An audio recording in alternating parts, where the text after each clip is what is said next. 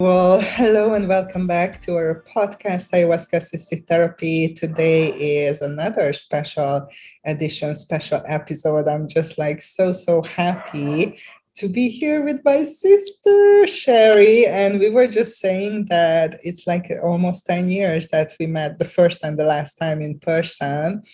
And yeah, Sherry is my dear sister who I went to Peru with. Well, I met her on that trip, like we didn't go together, but she was part of that group which I was part of, in the Amazon with the Shipibos on this plant medicine dieta. That my whole journey started with this medicine in 2012.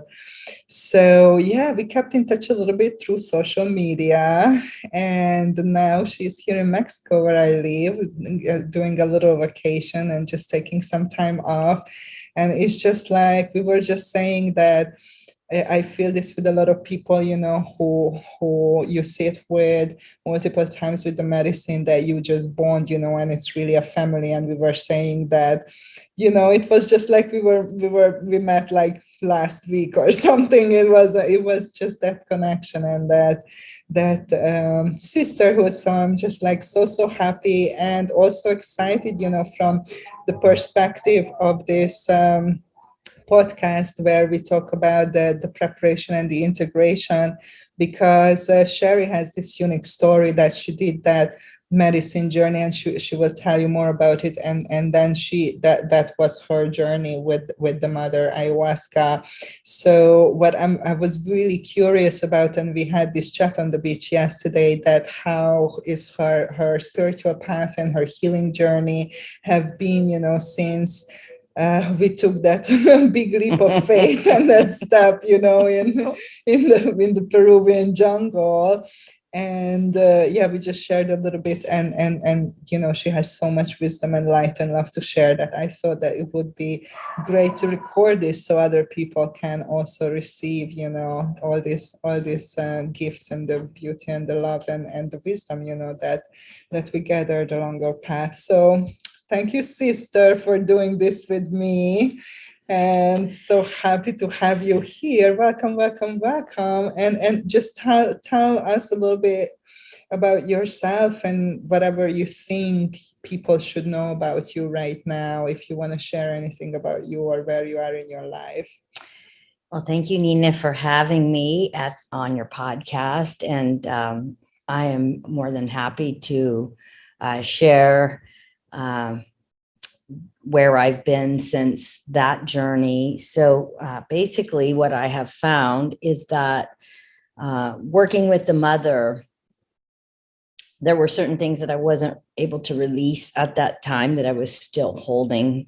And since then, I've released that. But what the mother basically did for me was help me to go further inward to myself. And that has helped me in so many ways to realize without judgment that everyone has trauma and pain, and it's okay for that to come up, to look at it, to accept it, to not judge yourself about it, and let it be with you, let it sit with you yourself, and then you can release it with love. So the journey itself was quite an experience. It was very dynamic and on many levels, but that is what I've come to know about the mother and myself. And using the mother, she's always with me, and I can always call on her to assist when necessary. So it has actually helped me heal a lot of trauma and pain, and more actually of understanding myself and others around me.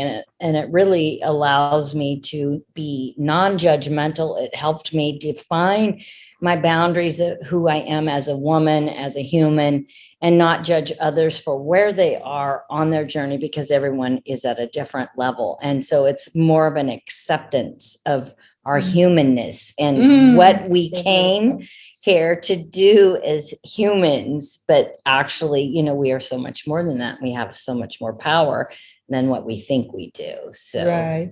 Did you have like a specific intention why you went to Peru at that time? Did you have like, okay, I want to figure this out, or I want to work on this, or something like that? Or you were just like, no, this is a calling, I just have to do, I'm curious, and I just trust that whatever needs to arise will surface.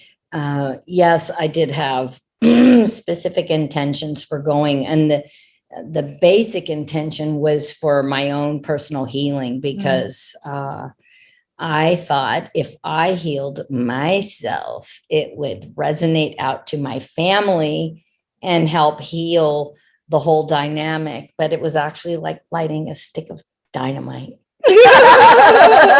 First, but in the long run, it did create more harmony in the family, correct? Yes, of course. But first is the the explosion. Yes. And so, so true. Yeah, no, I'm really grateful for the insight that it brought. I feel like it's given me a closer connection to the divine, right? And I don't always get the answers like I think I should, right? But they do come, and it's just like it's like an invisible guidance system totally. Within myself, because she's always there. The internal guidance. Yes. Yeah. And many people, and I have the same experience, that you don't need to drink all the time the ayahuasca to feel that connection, but actually, as you said earlier, you can connect to her energy and call her in and communicate with her even long after the ceremony. And as far as I know, that was the only ceremony that you did, right, when you were in Peru, and that was like part of your journey, and you never felt really called afterwards, like in the last 10 years, to physically go back and drink more ayahuasca, correct? Correct. Right. But we talked about that. Still during this time, it's kind of like a never-ending journey. So tell us a little bit, how did you continue that healing and put into practice what you learned from her, and what were your tools and resources that you kept using during the years to kind of keep going on this path of healing? Basically, she brought me to where I could go within myself and not look for external validation and answers. So in my meditation and my prayer, the answers would come, maybe not when I had expected them, but it just, she just sits with me, and she's gentle on me now. And I'm grateful for that. I have a couple of times in the US where I live, there are groups that do participate with the medicine, but I have been hesitant to follow that journey with them because I am not sure of the person leading and their education and their knowledge and wisdom. Like some have just come and used and then are sharing. And so I'm very hesitant because I know that negative entities can enter. And I've learned how to protect my energetic field, become more sensitive about my surroundings. And one thing that the mother did do for me is it helped me know my boundaries.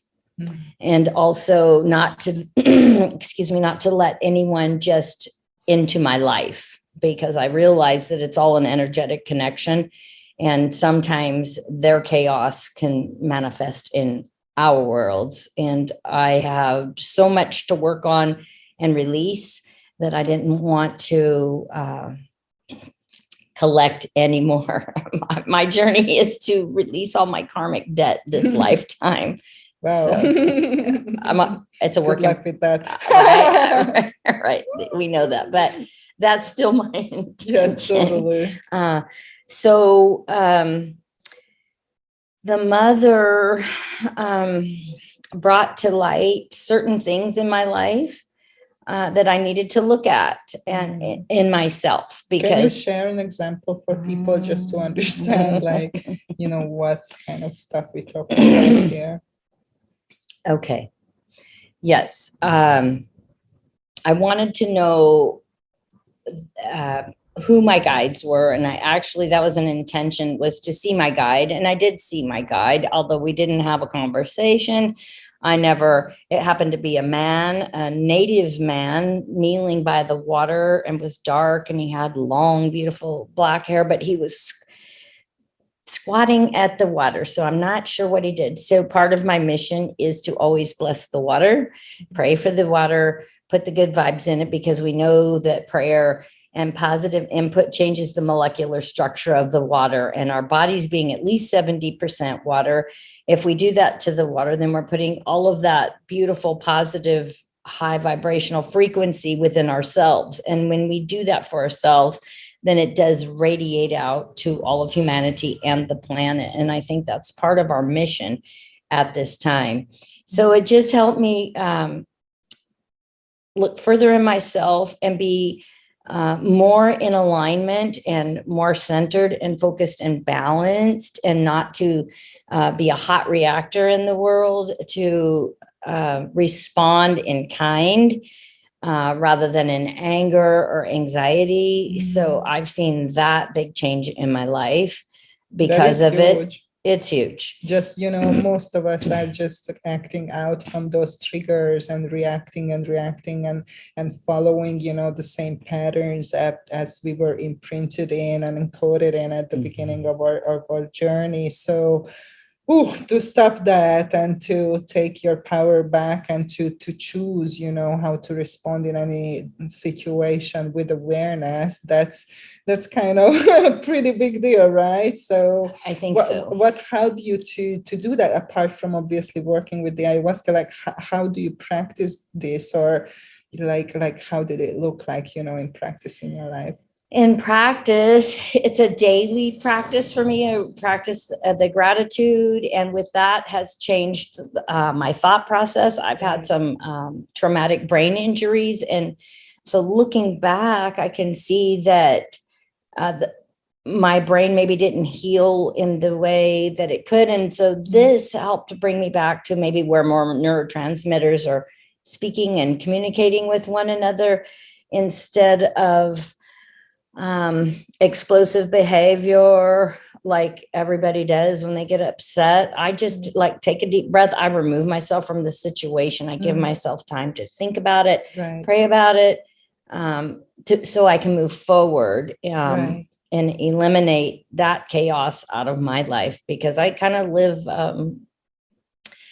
a life kind of like a hermit in a way. And if I didn't love music and other things that keep me grounded on the planet, I would pretty much like be reclusive. So I realize that being in a human form, these are the things that I love. And so I need to participate with the world around me and other humans in a loving and kind way and a non-judgmental way. Realizing that everybody is at different levels of their evolution. And so if I can share any of my experience from some of the things that have I've experienced in my life to help them, maybe not making the same mistakes and avoid a tragedy, then I'm willing to share. So I feel like right now, in the last few years, there's a group of women that live near me, and I just feel like that I'm kind of there as a mentor for them, so that they can make their lives a little simpler and easier if they're willing to receive the information that I share. Absolutely. And we always talk about how, relationships are so important in our lives, in everybody's life, because we are these social beings and we relate to one another, and the quality of that relationship can make it or break it, right? Our life. And it does. I know that you have I mean, your story is incredible and amazing, but I know that you have 5 kids and you were married 3 times, correct? So you had your fair shares and adventures of relationships. So can you talk a little bit about what was the most challenging for you in the past in relationships with other people in general, and then in particular in romantic relationships? And then as went within and get to know yourself and love yourself more, how did this change and how are your relationships now? Okay, so I was in some very volatile relationships. My first marriage, I was very young, and that was a very beautiful relationship. But something inside of me, the wildness, took over, and I allowed it to do so. And I remained single for like 8 years, and then I got pregnant with my youngest daughter. So I wanted to so-called do the right thing and got married. And my second husband had experienced trauma. His father murdered when he was age 10 that was never dealt with on so many levels. So he had all this pent up within him. And looking back, I think if I would have had been more in tune with myself, I could have helped him and led him in a different kind of way for his own healing, right? And I know that, generational trauma went onto my kids. So the best thing that I could do was to get out of that. And because it was really horrible for myself and the kids. And I didn't want them to I didn't want my daughters to feel like they had to put up with physical abuse and I didn't want my son to be an abusive man. But instead of working on myself and waiting, I jumped right into another relationship that I had. Eventually, I got married and had 2 children, 2 sons with. And that husband of 22 years is a sociopath. He's mentally manipulating, and he does it in a very, what's the word I'm looking for? He's very smooth about it, right? Little by little by little by little, like all of the things that he loved about me and my artistry and my creativity and my free spiritedness, little by little throughout the years, he had squelched that, kind of like put my fire out. And at one point I found myself like looking in the mirror and not knowing who I was. And I was going, this is not me. Where am I? I felt like I was in a tunnel. And so the journey began. And looking back with all of this, I can say that what it showed me was I have value as a human being, and I don't have to take abuse. And so I know my boundaries are clearly set now. And it allowed me to see that others have boundaries. And when people show you or tell you who they are, believe them, because it's true.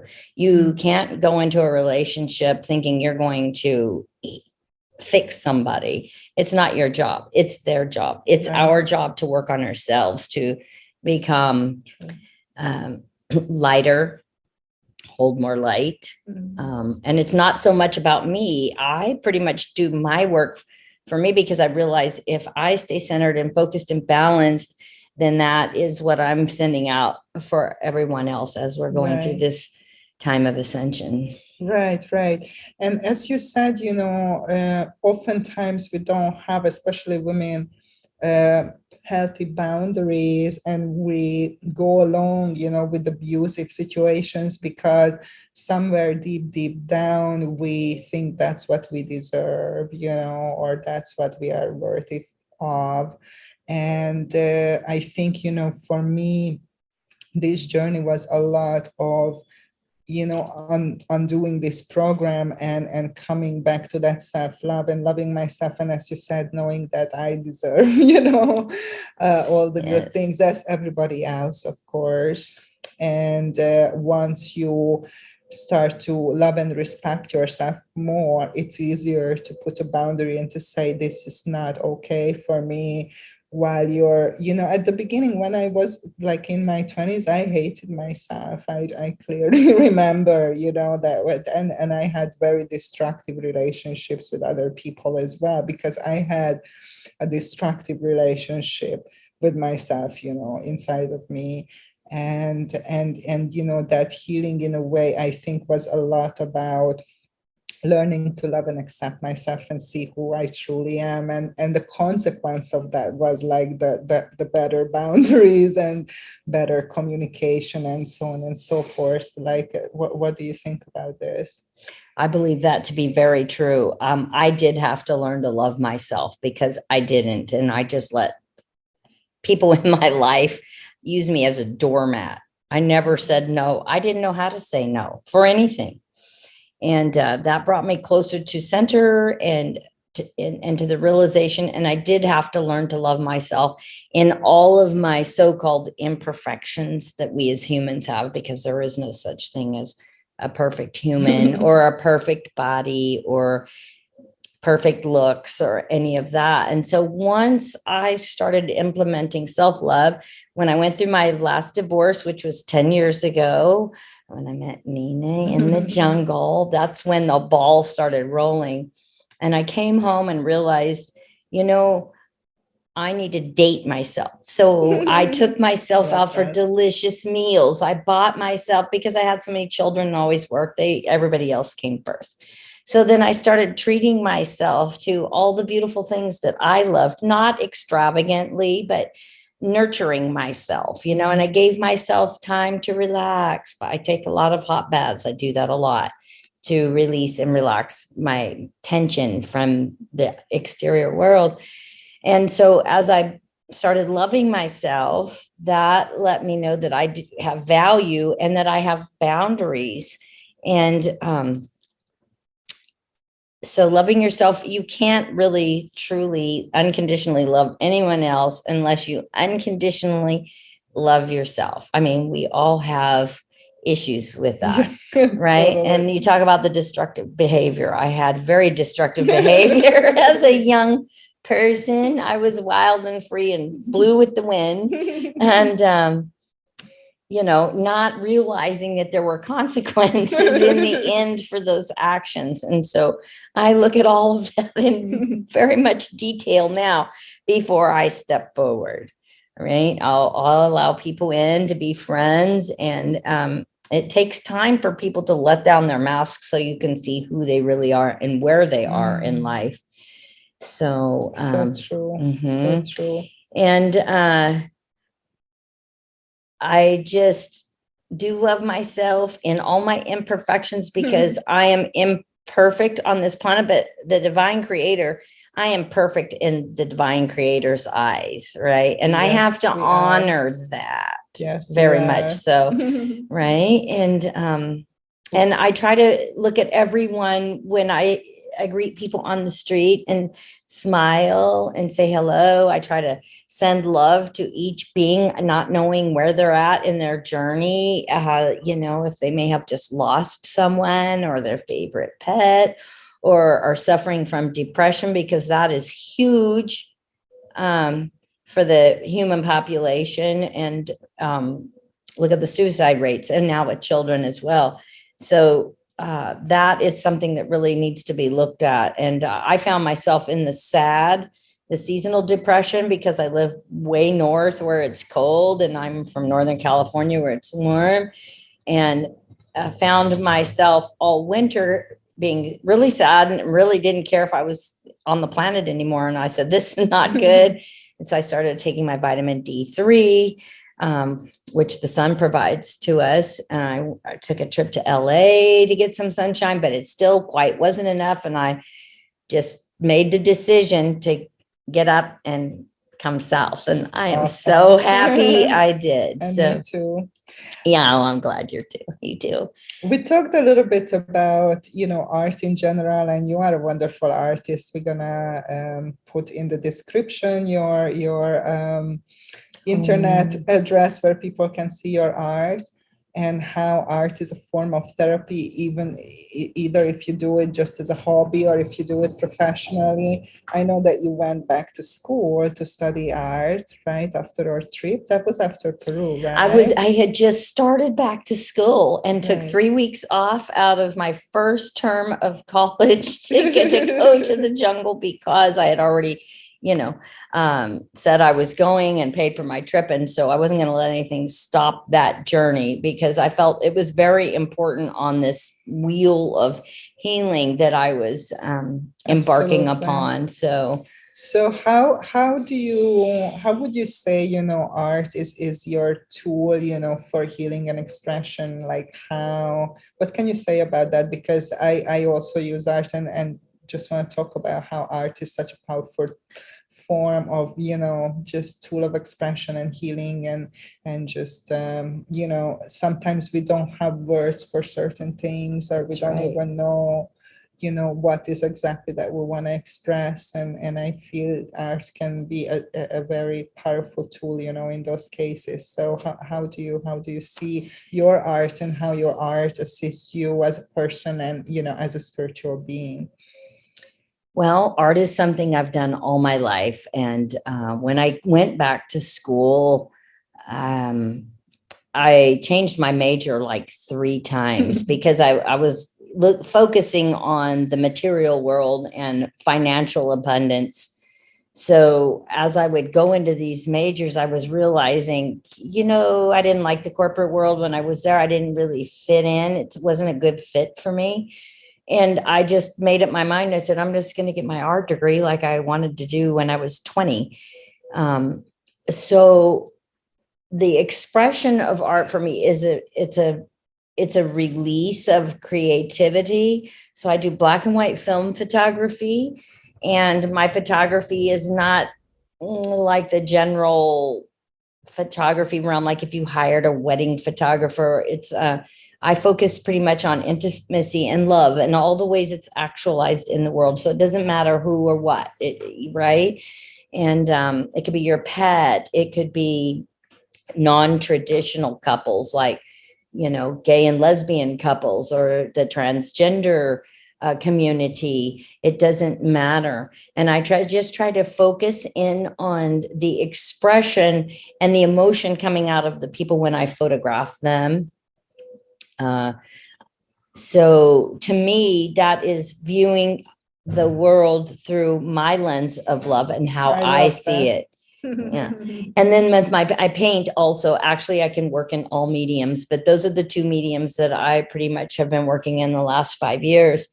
And so when I paint, I actually went to an intensive at a music festival and worked with David Heskin and Aloria Weaver, Amanda Sage, and Allison Gray through visionary art. That's awesome. And you're right. And so I learned a whole new technique, which I found totally beautiful. And I incorporate that. That's how I paint, is through a layering project of building light. And also while I'm doing that, paint has water in it, right? And so I will listen to uplifting, healing music or any music that makes me happy. So I feel like all of my paintings are alchemized with a high frequency vibration because there's water in the paint. And when I'm painting, each stroke, it's very meditative, and it's a release where I can like get out of my head, and I'm in the present moment, laying that paint down and producing this beautiful, I've been doing portraits. So that is it's meditative for me. And I also, during my divorce with my ex-husband, I did 3 years of counseling, and I did work with this one counselor, and we did do some art therapy. And basically you could go through your childhood and she would explain something and then I would draw it down. So anyone who has experienced any kind of trauma, you can pick up markers, you can pick up paint, you can express yourself and release that with love on the paper, right? And so it just helps you to know yourself better. I think everybody that whether they think they're an artist or not. And it doesn't matter. It doesn't, it doesn't matter about the quality, and don't focus on the perfectionism of it, because that's one of my things, it had to be picture perfect, and it doesn't have to be. So it's like the thoughts are in your mind, the emotions are in your heart, and then the action comes out through your hand. So it's like a 3-step process of releasing. And that's kind of the same thing you do with manifesting. Yeah. It's a feeling in your heart, the emotion, and the thought in your mind, and then the action of doing it. And so that's like writing in your journal, any writing, drawing, painting, even nature art, building sculptures outside. Or do you whatever. Journal? Do you have a journal? I do have a journal. I don't do it every day. Shame on me. I should, right? Daily practice. Everything you do is all about the daily practice. So, for holistic wellness of body, mind, and spirit. So my yoga, my nutrition, getting outside fresh air and sunshine, the mind, getting the therapy with a professional therapist that can help talk you through some of the things that you're feeling and thinking. And then the spiritual practice. And I do a lot of gratitude work and a lot of prayer time every morning and every evening. And working with all of those things for holistic wellness, I think, has really assisted me as far as becoming a more centered and balanced person. I know that I'm not the person that I was 10 years ago. I mean, I am me and still me, but it allowed me to flourish the gifts that the divine instilled in me and that I was created with. And I am so grateful for that. Working on non-judgment is a big one, right? Of yourself and others. So, yeah. And we were saying yesterday how awareness is the key, and right, that awareness and that ability to reflect on yourself and what you're thinking and what you're feeling and how you're being in the world, and then to reflect on that and to notice things and then to change things that you wish to transform. So how is your experience of this awareness, and do you think that the ayahuasca was a major tool to expand our awareness and to have this reflective mindset more instilled in us? Oh, I had started kind of the practice a little bit before I went to the jungle, but the ayahuasca just really brought me back home. And so I don't need anybody to correct me, because I'm in continual correction of myself. I'm continually aware if I made a judgmental thought or negative thought or whatever. And so it helps me to reset my thought process and how I maneuver in the world. It has really helped that way internally, in my spirit and in my heart, to change and be. I had to be, like Gandhi said, you have to be the change in the world in which you see. Yeah. And, we are so programmed and conditioned and ignorant, in so many ways. So I feel this is a big undertaking, that deprogramming and that deconditioning and finding your own voice and finding your own truth, instead of, as you said at the beginning, relying on all the external validation or advice or what other people want you to do, and going to this internal guidance that you were referring to, and taking your life into your hands, so to say, but also taking all the responsibility for your actions, either conscious or unconscious. And I think, that is, just a never-ending process. And we were talking about it, how it's, it's a daily practice, as you said, and this is something that we continue doing. So if we're talking about integration, after the ceremonies, like, in a way, we are still in the integration. And and then it's up to us. The medicine is an ally. She is a wonderful teacher and healer, but it's ultimately up to us if we will create and uphold this practice in that everyday life, or continue to do it, or just revert back into the old patterns. And I'm sure that you also know people who work with the medicine and then they just go back to their old life and never really anything changes, fundamentally. So what would you say to people who are called to go this path and to work with this amazing medicine? What if you could, just say a few words to them? What would be your message? I say, if you get the calling, then participate, but also know that it just doesn't stop there. It's not a one shot fix all. You have to take accountability for your own actions, but that will open the door in your mind and your heart to see your imperfections and the negative patterning, because we've all been indoctrinated, enculturated, and conditioned. And that life did not serve me well. And I feel like some of the things that I had gone through in my experiences is because I was trying to fit in to that mainstream one size fits all, everybody, the robotic life of be this, do that. It didn't serve me well. And had I embarked on this journey in my 20s, because it was in my realm, and I started participating like at 19, and then I got more indoctrinated into the Christian church. And so then I had a fight in my head about the spiritual gifts, right? Is it this? Is it that? And it took me like 30 years to finally figure out that that's not all there is. That's just a tiny slice of what we are and who we are and what is out there for us and what we came to the planet to do as humans. So I have to say, if you're going to, if it calls you to do so, just remember that there's more work to, it's just like the mother is like just the key coming into the lock and clicking it, right? So you have to open the door in your heart and your soul and in your mind. And we can't always play.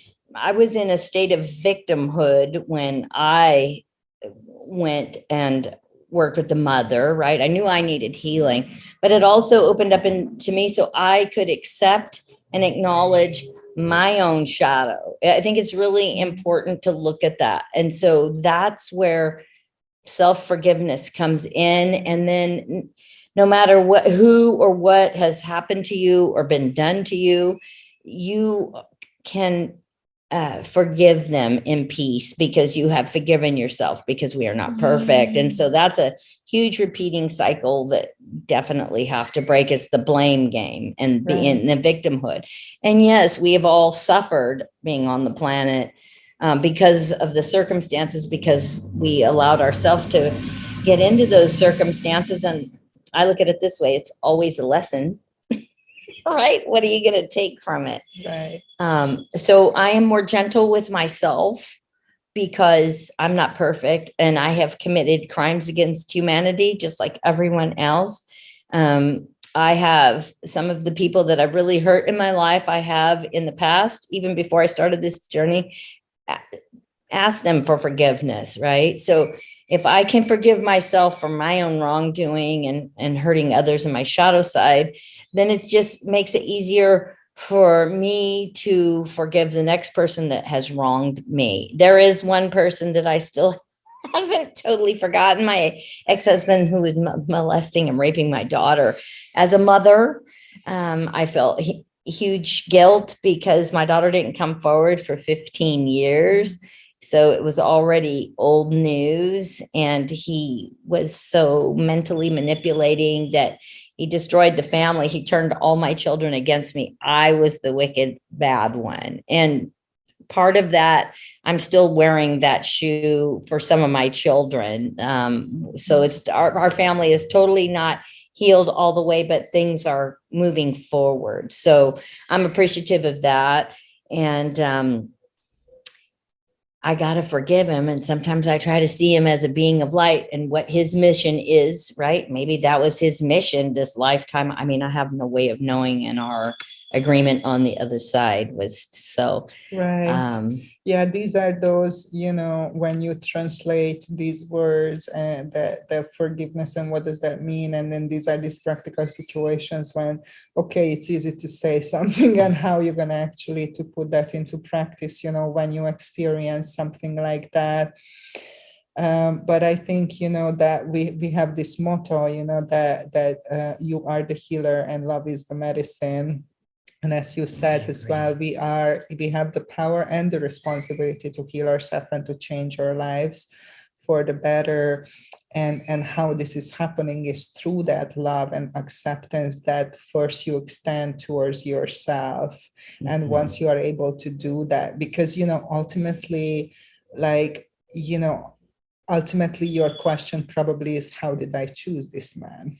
How did I trust this man, right? Like I picked this man, no matter what he did, but it was kind of my choice, the first place to pick. So it go, and then you have to look at yourself and you have to see, can I love and accept myself, even with the choices I made and my ignorance and my shortcomings and my gifts and everything who I am, fully and completely. And I strive for that, but I'm sure that I'm not 100% there yet. And I think that is absolutely the key. That love for me is that thing that brings things together and heals things. And the more I can extend that love towards myself, I'm able to include other people in that love. And I remember one teacher of mine told me once that love is all inclusive. And at that moment I was like, not for me, no, this is my circle of love, and there are people that are definitely outside of it. But since then, that's kind of my practice, to work on to extend that line, and to include more and more beings into that circle of love until I can include everybody, no matter what they did or how they express themselves. And that's definitely something that is easier said than done. So it is. But when we do that, I think the power of prayer is amazing. And so with this human, my ex-husband, I do send him love. I try to see him as light, and I realize that he's on his own mission and he's got his own lessons. And whether he'll come out and be honest and own what he did, that's his mission, not mine. So it's been like 10 years now, so it's a little easier for me to accept who he is, but I also don't have to have him in my life. Absolutely. And I won't. And I don't care if I never see his face in human form ever again, right, because my life is very different now. I hold love for him as a human being, right? And also his light and his mission on the planet, right? Because everybody has a different road they're going on. So with the prayer that I've done for him, I just, pray for his protection and also for his wisdom and knowledge and his acceptance in his own brain to manifest. So yeah, I hold to that, and sending lots of love and awakening, to him. Yeah. So shortly we're coming to a close or episode for today. So do you have any message to humanity, at this time? Not political or anything, but just like more spiritual, because it's kind of a unique time in history and for humanity, I think. So is there anything that you would like to send out there to our brothers and sisters? I would like to send unconditional love to each and every one of you, and may you awaken to your total purpose and be the light that we need, because we are shrouded in darkness, but the frequency is raising. And I appreciate you and your journey, and honor yourself and the planet, and just walk lightly among us. I hold to that. Yeah, and sending, just lots of love to our sisters and brothers, and envisioning just a beautiful bridge of light connecting our hearts with all of your hearts who are listening and who are out there, on this planet. And together we are stronger. So let's remember our connection. Let's remember what brings us together and what we all share, instead of just focusing on our differences. So until next time, we're gonna say goodbye to you, and go to my website avatarhealingarts.com to check out all the offerings that we have right now. And if you're interested in the upcoming training to be an integration therapist with this medicine, also go to my website for more information. And please leave your comments, or if you have any suggestion with topics that you want to hear about, obviously, regarding the medicine, please get in touch with us, and subscribe and like this video and share it with your friends and family, because we rely on you as our marketing team. And sending you so much love. Until next time, lots of love from our hearts to your heart. Many blessings.